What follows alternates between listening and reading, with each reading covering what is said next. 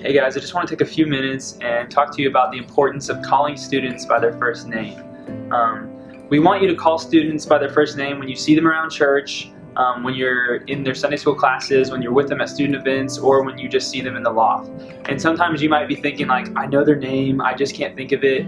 Or you might want to say like, hey dude, or what's up girl, just to sound more approachable. Or maybe you don't actually know their name, but you feel really uncomfortable and don't want to make them feel uncomfortable by asking for it.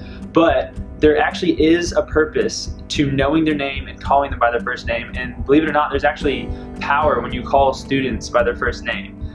For example, all throughout the Bible, Old Testament and New Testament, God chose to change some of the names of his children. He gave Abraham and Jacob new names. He changed Simon to Peter and Saul to Paul, and he sent the angel Gabriel to Joseph to tell him to name his son Jesus. God did all this because names are very important.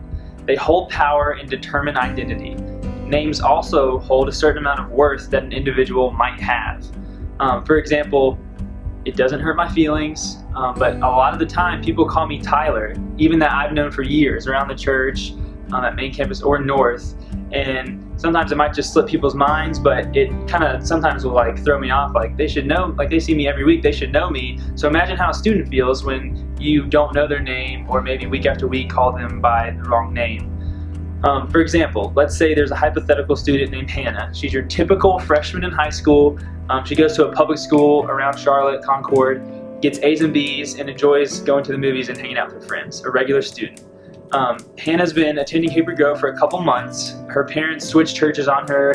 You kind of have to make her come here, and she doesn't know a lot of people. She doesn't have the same friends she had at her old church, and she feels completely alone and isolated when she's at youth group or in the loft.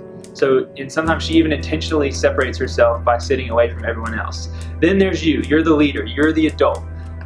Hannah may even be part of your Sunday school class, and you're noticing that she's on the quieter side and that she intentionally sits alone. So you're trying to do your job. You see Hannah walking towards the loft on a Sunday morning, and you go to greet her, and then all of a sudden in your brain, you're like, I want to meet her with enthusiasm, but I don't remember her name. And then in a moment of panic, you decide to just go, Allison, when that's not actually her name. So Hannah's looking around confused. She looks back over her shoulder, and that's not her name.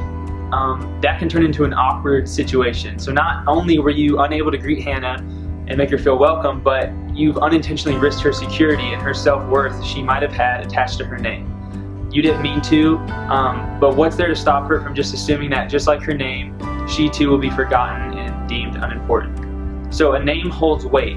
It's the identity of a person, the self-confidence of a student, and the easiest way to show someone that you care.